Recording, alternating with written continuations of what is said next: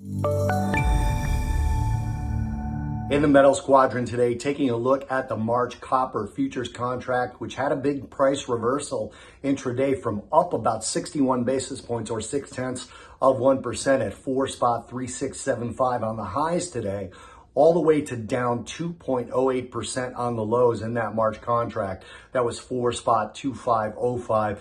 Got about half of that back, but still finished the day right around 1% lower in terms of the settlement. So there was a gap higher on the open. That was also the interesting part about it. It didn't just drive higher up 0.6%, but it gapped higher and then finished lower on the day. That's the price reversal that I'm referencing. Now, yields also rose, and the dollar actually rose, or it fell, then rose, then fell. Yields on the front end of the curve were lower by about 6 basis points and ended up higher by about 8 basis points. We actually had the 2-year note specifically finished 8 basis points higher than yesterday's settlement after being about 6 basis points lower earlier in the day. That caused a lot of volatility in the dollar, so we won't even look at the inverse relationship between metals and the dollar today because gold was lower as well. No flight to safety going in there. So we got a little bit of dollar strength on flight to safety, probably affected some of the other currencies as well. But it was really Jerome Powell's statement at the testimony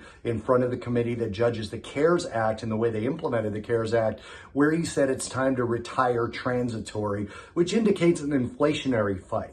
So that means that longer term, yields were actually lower on the 30-year note by 1 basis point. So that means people believe that Jerome Powell is going to push sooner, I should say, move closer to the date we're presently sitting at in terms of cutting back on quantitative easing, possibly moving rate hikes sooner. He didn't say that, but he did talk specifically to quantitative easing affecting the demand for copper. Now, there could also be supply implications if the Omicron variant of the COVID-19 virus were to actually be more serious than a lot of people believe it is now. But that's down the road to look at. Right now, it's the Powell statements, the short-term yields rising, and the reversal in copper that's relevant.